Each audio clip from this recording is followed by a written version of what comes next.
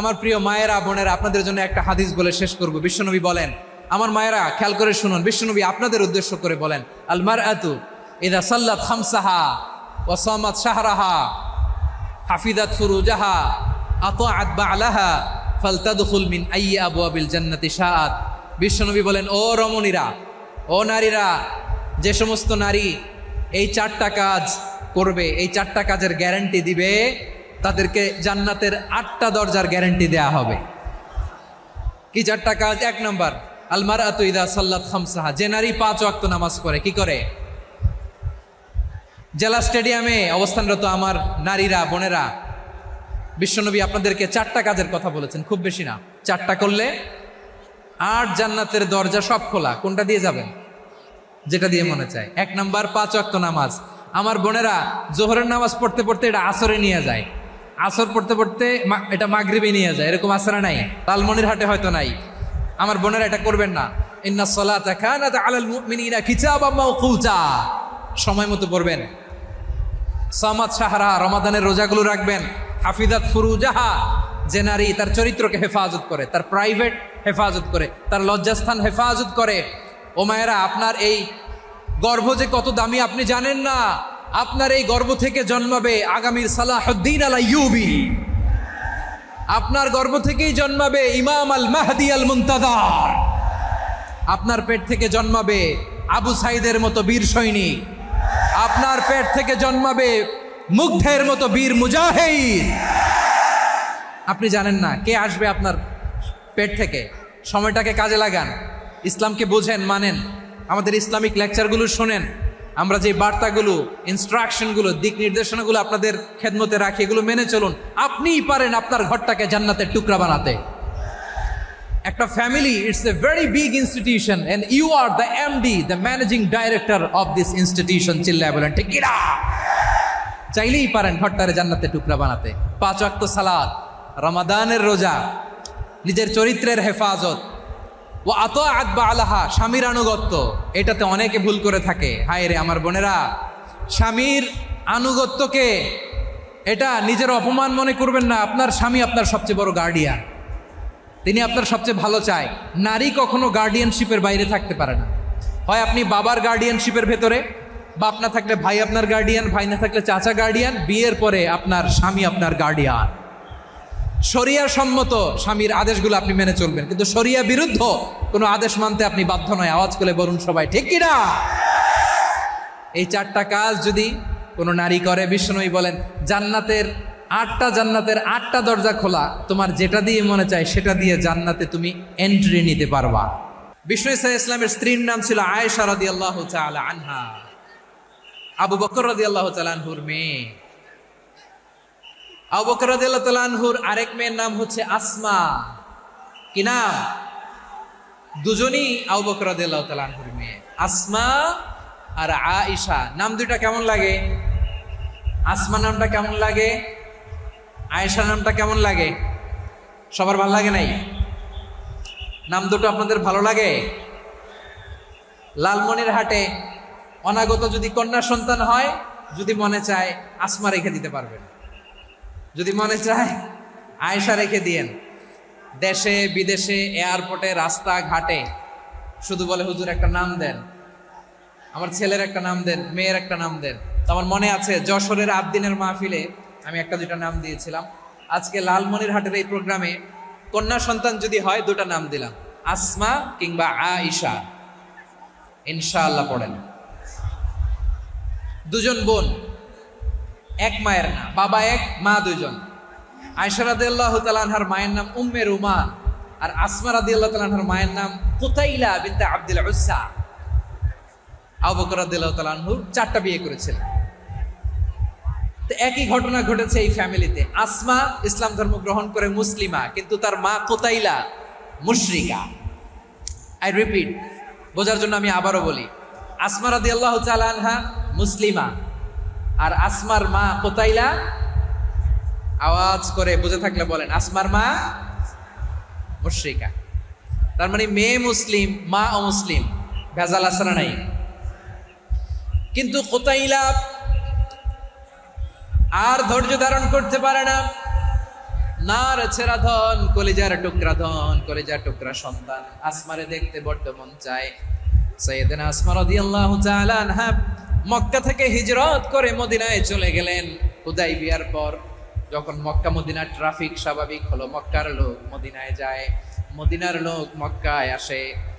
কোচাইলা কলিজার টুকরা সন্তান আসমারে দেখার জন্য কিছু উপহার নিয়ে বিশাল মরুপথ পাড়ি দিয়ে মক্কা থেকে মদিনায় যায়। সুবহানাল্লাহ বলেন। এখন মা আসছে মেয়ের সাথে দেখা করতে, মেয়ে তো আর দেখা দেয় না। মেয়ে ভাবছে আমার মা তো মুশরিকা, অপবিত্রা, তার সাথে কি দেখা দেয়া যাবে? বিশ্বনবীর দরবারে চলে গেলেন। সুবহানাল্লাহ বলেন। কি সৌভাগ্যবান ছিল তারা, মাসলা জানার দরকার হলেই নবীর দরবারে চলে যেত। ঘরে বউয়ের সাথে ঝগড়া হলে নবীর দরবারে চলে যেত। অনেক সাহাবী বলে আমার পেটে ক্ষুধা লাগলো আমি নবীর কাছে চলে যেতাম, কারণ নবীর চেহারার দিকে তাকালেই আমার পেটের ক্ষুধা মিটে যেত। সাইয়েদনা আসমা রাদিয়াল্লাহু তাআলা আনহা বিশ্বনবীর কাছে চলে গেলেন, যে বললেন ইয়া রাসূলুল্লাহ ইয়া হাবিবাল্লাহ ইন্না উম্মি কাদিমাতুন ইলাইয়া ওয়া হিয়া রাগিবা। আমার মা মক্কা থেকে অনেক দূর মরুর পথ পাড়ি দিয়ে উপহার সামগ্রী নিয়ে মদিনায় আমার সাথে দেখা করতে এসেছে গো নবী। আমার জানতে বড্ড ইচ্ছে হয় আমি আমার মুশরিকা মায়ের সাথে একটু দেখা করতে পারবো কিনা।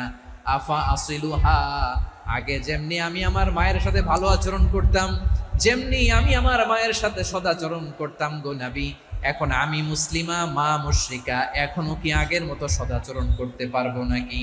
বিশ্বনবী বললেন নাম সিলিহা, হ্যাঁ রে আসমা, অবশ্যই অবশ্যই, আগে ঠিক যেমন তুমি তোমার মায়ের সাথে ভালো আচরণ করতে এখনো তেমনি আগের মতো ভালো আচরণ করবা।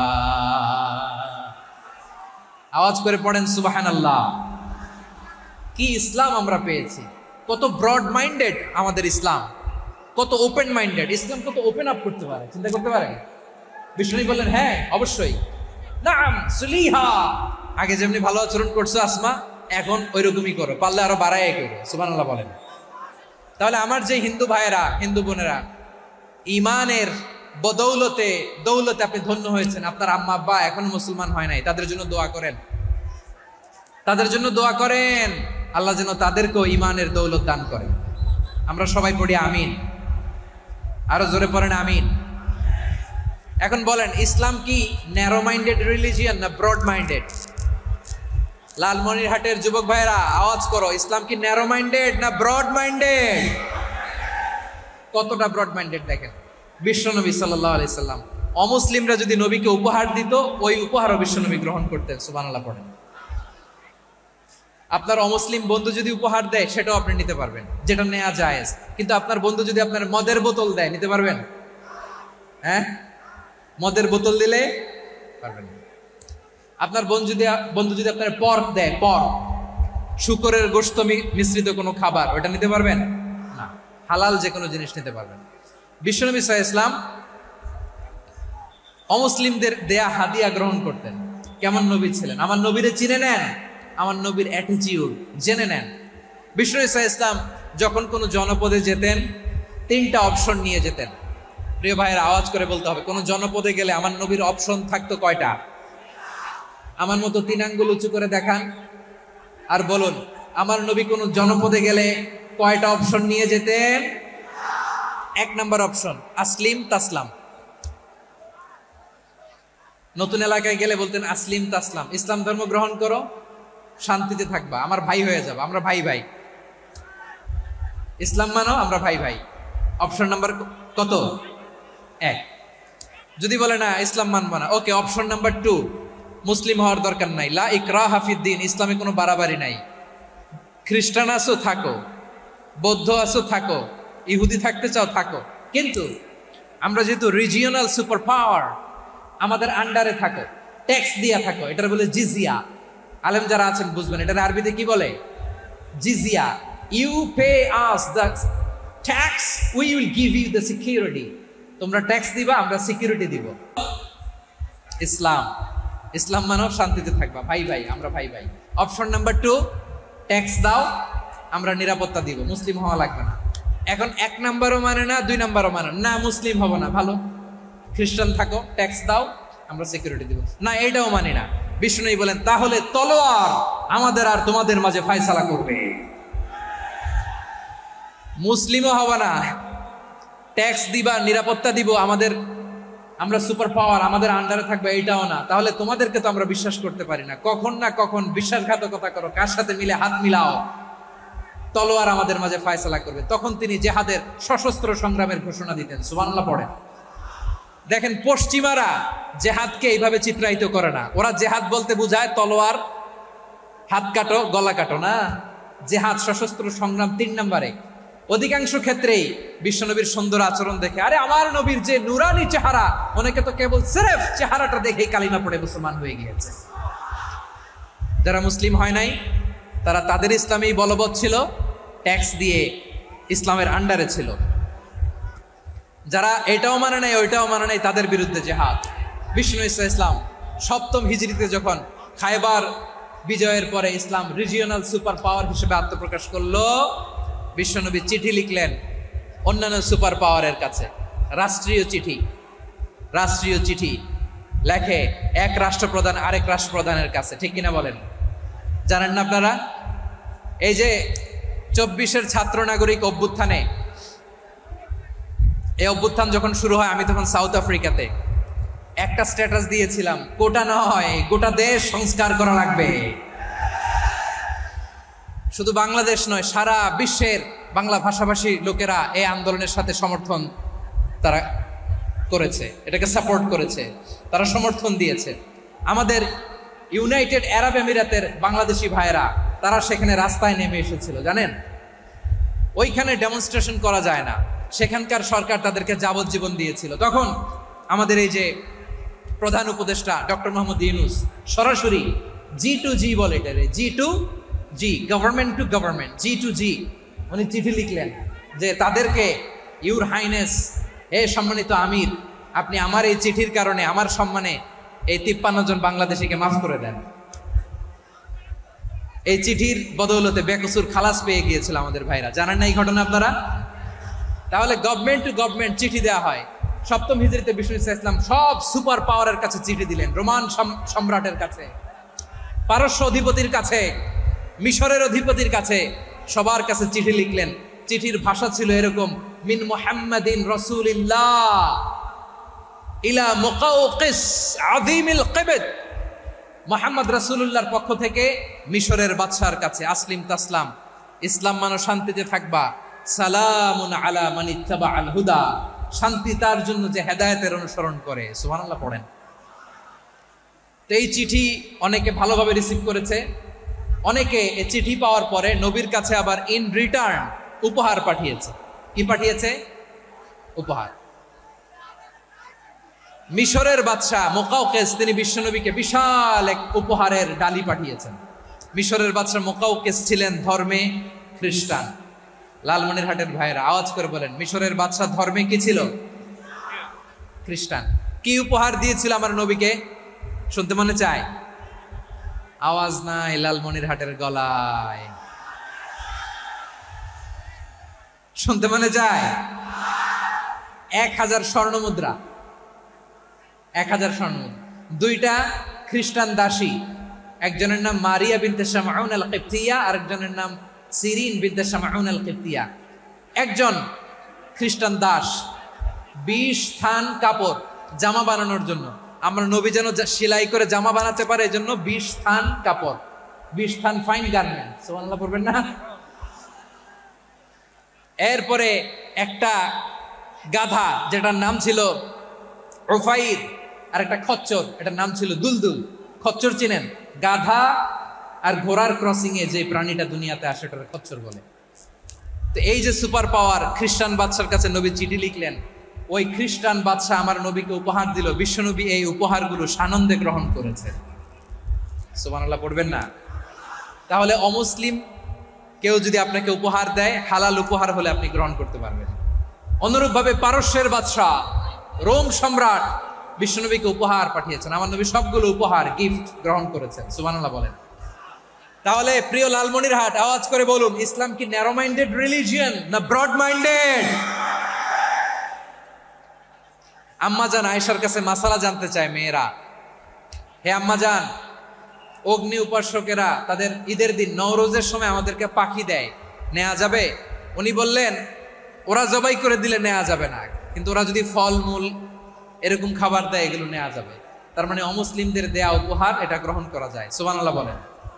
শুধু তাই নয়, বিষ্ণু ঈসা ইসলাম অমুসলিমদের সাথে আর্থিক লেনদেনও করেছেন, ফিনান্সিয়াল ডিলিং করেছেন। অমুসলিমদের সাথে প্রয়োজনে আপনি ফিনান্সিয়াল ডিলিং করতে পারবেন। আমরা প্রায় দেখি বাজারের মিষ্টির দোকানগুলো আমার হিন্দু ভাইদের। লালমনির হাটে মিষ্টির দোকান, দইয়ের দোকান কারা চালায়? হিন্দুরা চালায় না। তারপরে যে বারবার সব চুল কাটে যে নাপিত, অধিকাংশ নাপিতের দোকানে কারা? আমার হিন্দু ভাইরা। আপনি চুল কাটতে পারবেন কিনা বলেন? পারবেন। তার দোকান থেকে দই মিষ্টি কিনতে পারবেন কিনা? হ্যাঁ, আমার মুসলিম ভাইয়ের দোকান থাকলে ওইটার আমি বেশি প্রায়োরিটি দিব, ঠিক কিনা? কিন্তু যদি তাদের সার্ভিস নিতে চান, প্রোডাক্ট নিতে চান, পারবেন। তার দলিল সহিহ বুখারী, আম্মা জান আয়েশা রাদিয়াল্লাহু তাআলা আনহা বলেন, ইশতারা রাসূলুল্লাহ সাল্লাল্লাহু আলাইহি ওয়াসাল্লাম মিন ইয়াহুদিন তুআমান ওয়া রাহানাহু দিরআহু মিন হাদিদ। রাসূল সাল্লাল্লাহু আলাইহি ওয়াসাল্লাম এক ইহুদির কাছ থেকে, কার কাছ থেকে? সবাই বলে নাই কার কাছ থেকে? আমার নবী, পেয়ারা নবী এক ইহুদির কাছ থেকে জব কিনেছিল। জব, বার্লি, যেটা দিয়ে রুটি বানায়। ওই জবের দাম দেওয়ার টাকা পয়সা নবীর কাছে ছিল না। ফলে নবী ওনার একটা পোশাককে মর্গেজ রেখেছিলেন, মর্গেজ, বন্ধক, যে এখন এটার দাম দিতে পারবো না, কয়েক কেজি বার্লি নিয়ে যাই আর বন্ধক হিসেবে আমার জামাটা রেখে গেলাম, যেই দিন দাম দিব ওই দিন জামাটা ছুটায় নিয়ে যাও। সুবহানাল্লাহ পড়বেন না? বাকিতে নিছিলেন, বাকিতে। দিরআহু মিন হাদিদ, লোহার তৈরি বর্ম, মানে যুদ্ধের পোশাক, লোহা দিয়ে বানানো। বিষ্ণুনবী বললেন কয়েক কেজি জব দাও, টাকাটা পরে দিব, এখন টাকা নাই, বন্ধক হিসেবে, মর্গেজ হিসেবে আমার জামা রেখে গেলাম, যখন টাকা দিব জামা ছুটায় নিব। আওয়াজ করে বলতে হবে সুবহানাল্লাহ। এ থেকে বোঝা গেল অমুসলিমদের সাথে ফিনান্সিয়াল ডিলিং করা যায়, অর্থনৈতিক লেনদেন করা যায়, কেনাবেচা করা যায়, প্রোডাক্ট কেনা যায়। এমনকি আমাদের মসজিদে নববীতে বারান্দায় আপনার একটা অটোমেটিক ফ্লাইং আমব্রেলা দেখছেন? সূর্য যখন বাড়ে মসজিদে নববীর বারান্দায় ইয়ার্ডের মধ্যে অটোমেটিক্যালি কিছু আমব্রেলা আছে, সা করে খুলে যায়, আর সূর্যের তাপ লাগে না। আবার সন্ধ্যাবেলায় এই আমব্রেলাগুলো ওরা ক্লোজ করে ফেলে, দেখেন নাই না? দেখছেন? এই মসজিদে নববীকে সর্বোচ্চ উন্নত মানের কনস্ট্রাকশন ইনফ্রাস্ট্রাকচারে ডেভেলপ করার জন্য কর্তৃপক্ষ কিছু অমুসলিম ইঞ্জিনিয়ারের, ডিজাইনারের সহায়তা নিয়েছিল। সুবহানাল্লাহ বলেন। কোন দলিলের ভিত্তিতে? এই দলিলের ভিত্তিতে যে বিষ্ণু ঈসা ইসলাম অমুসলিমদের সাথেও লেনদেন করেছেন। আওয়াজ করে বলতে হবে আল্লাহু আকবার। শুধু তাই নয়, ইন কেস অফ ইমার্জেন্সি, প্রয়োজনে ইসলামের খাতিরে, ইসলামকে সামনের দিকে এগিয়ে নিয়ে যাওয়ার জন্য অমুসলিমদের সাপোর্ট নেওয়া জায়েজ আছে। সুবহানাল্লাহ বলেন। অমুসলিমদের সাপোর্ট নেয়া, তাদের থেকে অর্থ নেয়া, পলিটিক্যাল সাপোর্ট, পলিটিক্যাল অ্যাসাইলাম নেওয়া জায়েজ আছে। আমাদের অনেক বিশ্ববরেণ্য দায়ীরা আমেরিকায় অস্থায়ীভাবে অ্যাসাইলাম নিয়ে থাকে, নিজের দেশে গেলে ফাঁসিতে ঝুলাই দিবে। যুগ যুগ ধরে দায়ীদের উপর এরকম অত্যাচার আর নির্যাতন আছে না নাই? মিশরের অনেক দায়ীরা পাশ্চাত্যে যেয়ে থাকে, এই যে তারা পলিটিক্যাল অ্যাসাইলাম নিয়ে থাকে, রাজনৈতিক আশ্রয়, এটা জায়েজ আছে না? এটা যে জায়েজ আছে তার প্রমাণ স্বয়ং বিশ্বনবী সাল্লাল্লাহু আলাইহি ওয়াসাল্লাম পলিটিক্যাল সাপোর্ট নিয়েছিলেন অমুসলিমদের কাছ থেকে। সুবহানাল্লাহ বলেন।